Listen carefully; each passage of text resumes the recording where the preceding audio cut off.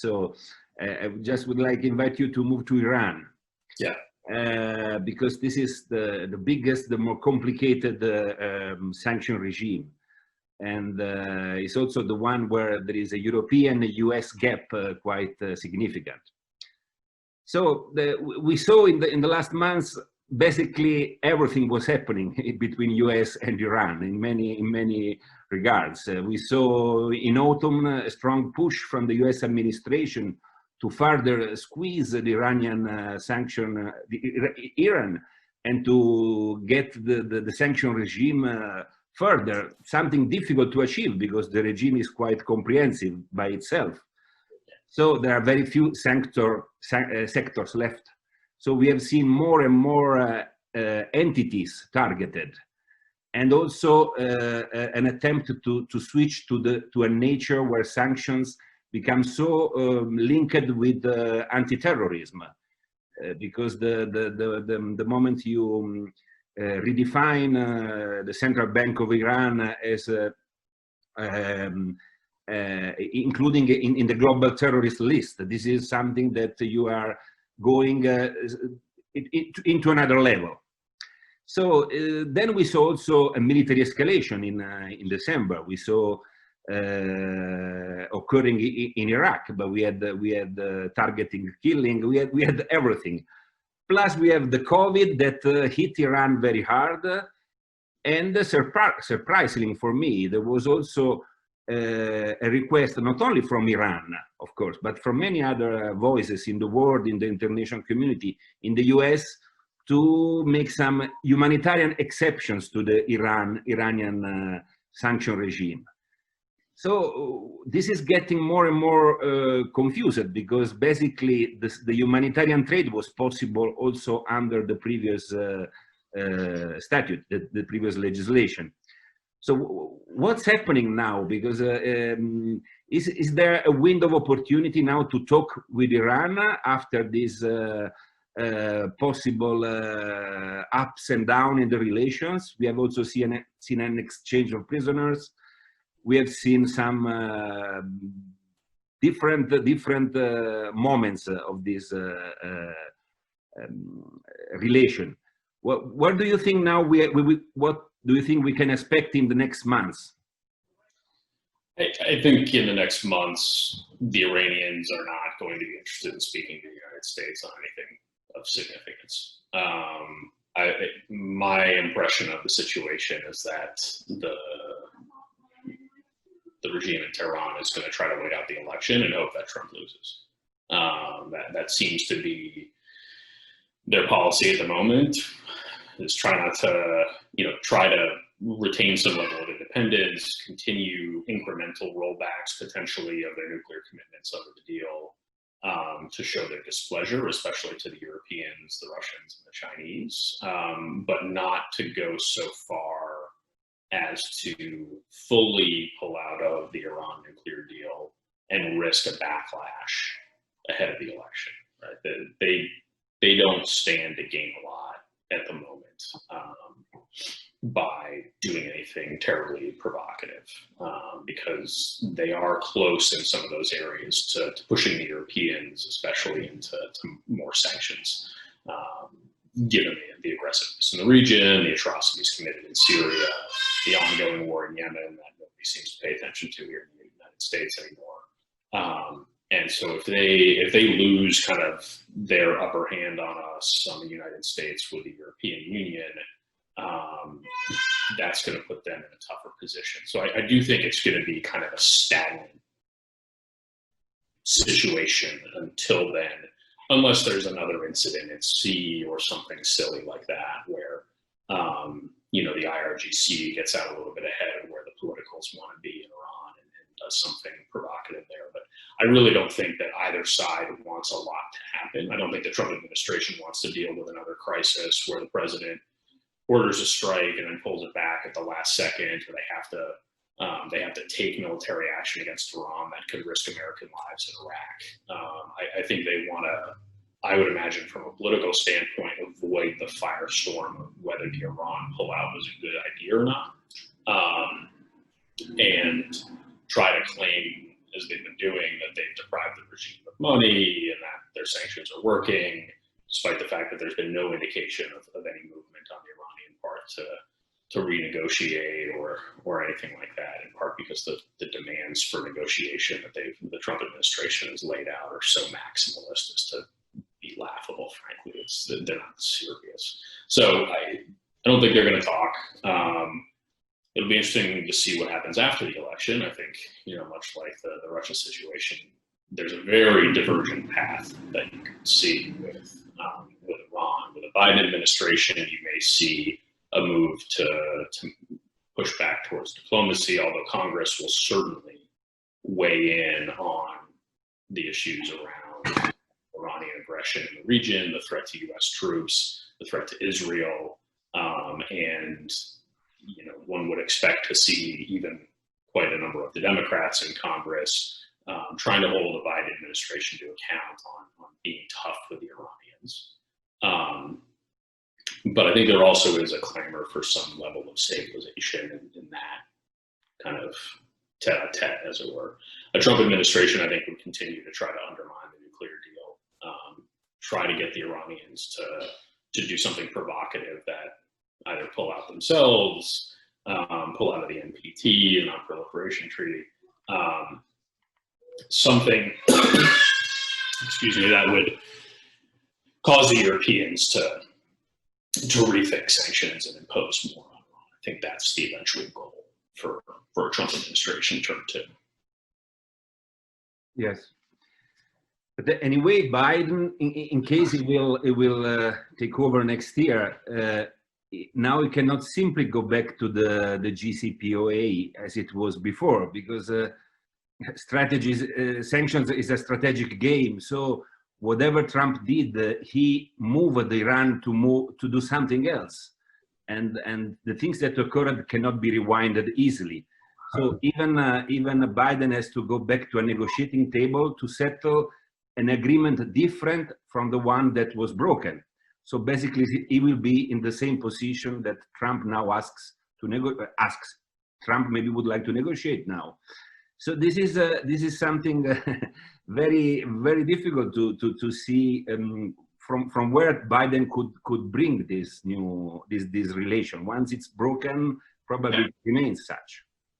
Yeah, I think Tony Blinken has said if Iran returns to compliance with the JCPOA, the United States would as well under a Biden administration. I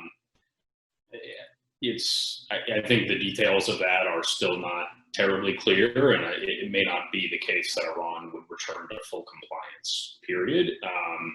I think the broader point that you make is essentially right, which is the signing of the JCPOA under the Obama, not signing, or the agreement of the JCPOA under the Obama-Biden administration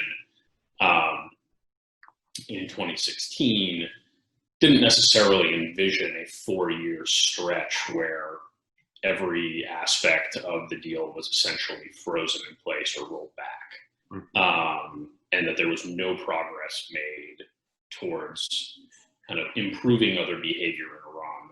The Obama administration frequently referred to it as a starting point to other types of engagement to constrain Iran's bad activity. Right? The justification for the JCPOA itself was we'd rather negotiate on Iran's regional support for terrorism, on Iran's ballistic missile program, on Iran's human rights issues domestically, with a government that does not have a nuclear weapon and does not have a path to a nuclear weapon.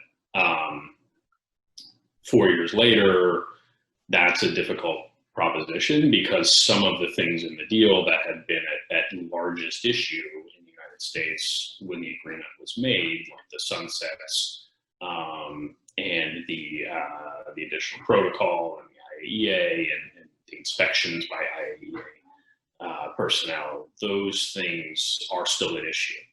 And we have not spent the last 4 years working on trying to bring Iran to heel on its support for Hamas and Hezbollah and the Houthis in Yemen.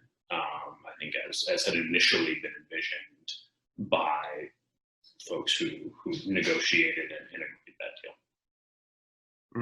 Right. Okay, now I wanted just to finish this talk, this conversation, just recalling this issue of secondary sanctions. Mhm. This is something that is maybe is not of such a concern in the US, but in Europe this is quite something that is very interesting, because there's always been secondary sanctions, but they have been some marginal, or they were limited used until 5 or 6 years ago, probably. Yeah. I think since CATSA, since 2016, it started to get more and more secondary sanctions in different sanction regimes. And so the evolution of this, the expansion of these secondary sanctions, so-called secondary sanctions, is of some interest for political relation between Europe and US, but also for the compliance efforts of the companies, because now it's a very complicated issue, but what is the nexus with the US jurisdictional system? In some cases, it's very clear what you have to do or not to do in order to be taken into the US system. But in other cases, it's not so clear, because it's not stated in a law. It's just you have to follow the enforcement. You have to track the different enforcement cases. And out of these enforcement cases, you see how OFAC interprets this. And that can be also different from what is established the US nexus or connection. So this is, it becomes also a gray zone, we can say, these secondary sanctions. And gray zones can, I know why they can exist, but sometimes they can bring to opposite comportments. They can do different things at the companies. They can, sometimes they can over-compliant because they are afraid of this gray zone. Sometimes they can be more careless of the compliance because it's an area not so legally clear. Wouldn't be in the interest of both US and the European Union to find a sort of pact or agreement on better defining it, on what is and what are the limits of the secondary sanctions? Can it be, I don't know, not a treaty, but can it be a sort of political and eventually legal system where these things can be better shaped in order to give a more clear view to the companies? I don't really see that being an outcome that's possible, right? Secondary sanctions are a creation of Congress, and Congress likes to assert its independence from the administration here in the United States, but also especially from foreign countries. There is a lot of work in Congress that happens not because it's necessarily the best policy that can be made or the best choices, but because it's a kind of political or policy talking point that they want to have. And so I think the idea of an administration reaching an accord with the European Union or other US allies, partners on how secondary sanctions are to be implemented would be a difficult task for any administration, because policies and politics change, and secondary sanctions really are not a legal definition in any way. Even the kind of political definition has been mucked up quite a bit here in the United States recently. I think there isn't a great understanding of what secondary sanctions actually are, but you know, the idea of constraining it when really secondary sanctions are just a more aggressive policy, it seems like it's not the kind of thing that the US would go for. And I think if an administration tried to do that in cabinet, Congress would immediately come in on top of it, kind of take the reins back and put in place the policies that it wants to put in place. And I think that's the real challenge. Is an administration might want to do certain things to constrain, but can do that better through engagement with partners and allies, definitions and interpretations coming out of OFAC. But they have to be careful that they don't any administration doesn't go so far that Congress just immediately pulls it back and says, no, this is not the legislative intent, so we're going to legislate on top of it and pull away what you've tried to do. And I think that would be the real danger, is tying U.S. national security or foreign policy into an agreement like that just doesn't seem like it would be doable. I think the thing to remember about secondary sanctions is, as I said, they're essentially a legal fallacy. There's nothing there that in the secondary sanctions construct that an administration couldn't do already. So right, secondary sanctions say, typically the way that it's written is you have to knowingly conduct a significant transaction with a sanctioned entity. There's also in every single executive order that an administration puts out a designation prong that says that you can designate somebody for providing material support to a sanctioned party. Material support is actually a much lower threshold as a practical matter than knowing and significant.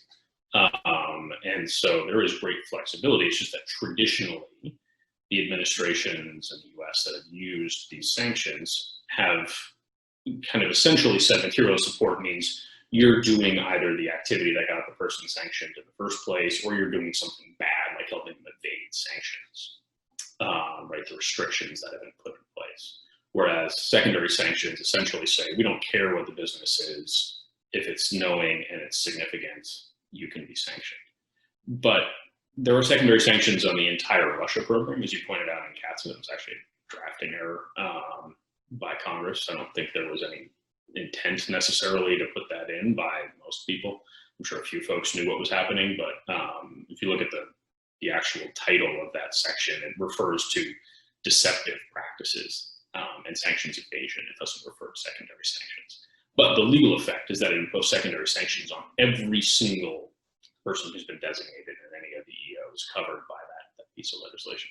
But the enforcement of those secondary sanctions is dramatically different than the sanctions in Iran or the sanctions in North Korea, or the extent that anybody actually did anything with Hezbollah in the Western world on Hezbollah, where there are secondary sanctions as well. So I think, you know, it's understanding for companies what the policy landscape is and the political landscape, and knowing that even though secondary sanctions apply to Hezbollah and to Russia and to Iran, those things are all treated differently, right? There's a full court press in the Trump administration on Iran. There is typically always a full court press on Hezbollah in any U.S. administration. Russia's a different story, though, and it's hard to envision somebody's, you know, an administration coming in and really strictly imposing secondary sanctions on somebody who's, you know, conducting a transaction that's prohibited by sectoral sanctions, or even, you know, within Russia going after people who are dealing with Russian SDNs, like, you know, the banks that have been sanctioned. It's just that it's not a reasonable expectation, because there's so many other calculations from a broader economic perspective, impact markets, blowback to the United States and to Europe, of fully imposing secondary sanctions on Russia. But I think there should not be an expectation that those will be enforced with the same vigor.